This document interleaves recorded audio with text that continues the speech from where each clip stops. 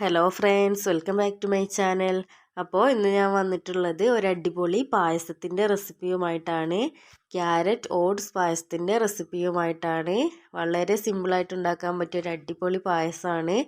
അപ്പോൾ ഇതെങ്ങനെയാണ് തയ്യാറാക്കുന്നതെന്ന് നോക്കാം. ഞാനിപ്പോൾ ഇവിടെ 1.5 ടീസ്പൂൺ നെയ്യ് ഒഴിച്ച് കൊടുത്തിട്ടുണ്ട്.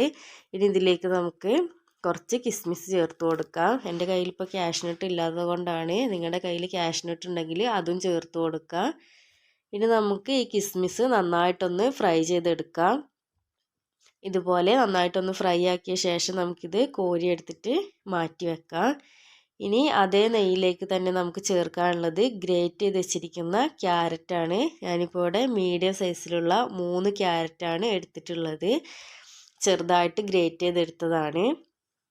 ഇനി നമുക്ക് ഈ ക്യാരറ്റ് ഒന്ന് വഴറ്റി കൊടുക്കാം. നന്നായിട്ട് വേവിച്ചെടുക്കേണ്ട ആവശ്യമൊന്നുമില്ല. ഇതിൻ്റെ കളറൊന്ന് മാറി വന്നാൽ മതി. കളറൊന്ന് മാറി വരുമ്പോഴത്തേക്കും ഇതൊരു പകുതി ഭാഗം വെന്തിട്ടുണ്ടാവും. നമ്മൾ ബാക്കി കാര്യങ്ങളൊക്കെ ചെയ്തെടുക്കുമ്പോഴേക്കും ഇത് മുഴുവൻ വെന്ത് വന്നോളും. ഇത് മീഡിയം ഫ്ലെയിമിൽ തന്നെ വെച്ചിട്ട് നന്നായിട്ടൊന്ന് വഴറ്റി കൊടുക്കുക. ഇതിപ്പോൾ കളറൊക്കെ നന്നായിട്ടൊന്ന് മാറി വന്നിട്ടുണ്ട്. ഇനി നമുക്കിതിലേക്ക് കുറച്ച് പാല് ചേർത്ത് കൊടുക്കുക. 1/2 ഗ്ലാസ് പാല് മാത്രം ഇപ്പോൾ ചേർത്ത് കൊടുത്താൽ മതി. ഇനി അതേ ഗ്ലാസ്സിൽ തന്നെ 1/2 ഗ്ലാസ് വെള്ളം കൂടി ചേർത്ത് കൊടുക്കുന്നുണ്ട്. ഇനി ഇത് നന്നായിട്ടൊന്ന് മിക്സ് ചെയ്ത ശേഷം നമുക്കിതൊന്ന് നന്നായിട്ടൊന്ന് തിളപ്പിച്ചെടുക്കാം. ഇതിപ്പോൾ നന്നായിട്ടൊന്ന് തിളച്ച് വന്നിട്ടുണ്ട്. അപ്പോൾ ഇനി നമുക്കിതിലേക്ക് ചേർക്കാനുള്ളത് ഓട്സ് ആണ്. ഏത് ഓട്സ് വേണമെങ്കിലും എടുക്കാവുന്നതാണ്. ഞാനിപ്പോൾ ഇവിടെ 3 ടേബിൾ സ്പൂൺ ഓട്സ് ആണ് എടുത്തിട്ടുള്ളത്.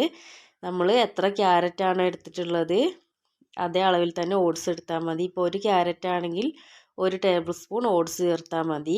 ഇപ്പോൾ 3 ക്യാരറ്റ് ആയത് കാരണം 3 ടേബിൾ സ്പൂൺ ഓട്സ് ചേർത്ത് കൊടുത്തിട്ടുണ്ട്. നന്നായിട്ടൊന്ന് മിക്സ് ചെയ്ത ശേഷം നമുക്കിത് ഒന്ന് തിളക്കാനായിട്ട് വെയിറ്റ് ചെയ്യാം. ഇതിപ്പോൾ നന്നായിട്ട് തിളച്ച് വന്നിട്ടുണ്ട്. നമുക്കിത് നന്നായിട്ടൊന്ന് ഇളക്കി കൊടുക്കണം. കൈ വിടാതെ ഇളക്കി കൊടുക്കണം. ഇതുപോലെ വെള്ളമൊക്കെ ഒന്ന് ഏകദേശം വറ്റി വരുമ്പോഴത്തേക്ക് ഓട്സ് നന്നായിട്ടൊന്ന് വെന്തിട്ടുണ്ടാവും. ഇനി നമുക്കിതിലേക്ക് പാല് ചേർത്ത് കൊടുക്കാം. ഞാനിപ്പോൾ ഇവിടെ 1/2 ലിറ്റർ പാലാണ് എടുത്തിട്ടുള്ളത്. നേരത്തെ 1/2 ഗ്ലാസ് എടുത്ത് കൂടാതെ 1/2 ലിറ്റർ പാലാണ് എടുത്തിട്ടുള്ളത്. അപ്പോൾ പാലും കൂടി ചേർത്ത് കൊടുത്തിട്ട് നന്നായിട്ടൊന്ന് മിക്സ് ചെയ്തെടുക്കാം. നന്നായിട്ടൊന്ന് മിക്സ് ചെയ്ത് നന്നായിട്ടൊന്ന് ചൂടായി വരുന്ന സമയത്ത് തിളച്ച് വരുന്നതിന് തൊട്ട് മുന്നായിട്ട് നമുക്കിതിലേക്ക് മിൽക്ക് മെയ്ഡ് ചേർത്ത് കൊടുക്കാം. ഓപ്ഷനിലാണ്. മിൽക്ക് മെയ്ഡിന് പകരം വേണമെങ്കിൽ പഞ്ചസാരയും ചേർത്ത് കൊടുക്കാവുന്നതാണ്. പക്ഷേ മിൽക്ക് മെയ്ഡ് ചേർത്ത് കൊടുക്കുമ്പോൾ ഒന്നുകൂടി ടേസ്റ്റാണ്. ഏകദേശം 1 കപ്പ് അളവിൽ എടുത്തിട്ടുണ്ട്. ഇതുപോലെ കുറേശ്ശെ കുറേശ്ശെ ഒഴിച്ചിട്ട് നന്നായിട്ടൊന്ന് മിക്സ് ചെയ്തെടുക്കാം.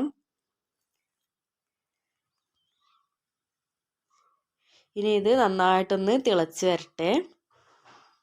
ഇതിപ്പോൾ നന്നായി തിളച്ച് വന്നിട്ടുണ്ട്. ഇനി നമുക്കിതിലേക്ക് ഏലക്കാപ്പൊടി ചേർത്ത് കൊടുക്കാം. നന്നായിട്ടൊന്ന് മിക്സ് ചെയ്തെടുക്കാം.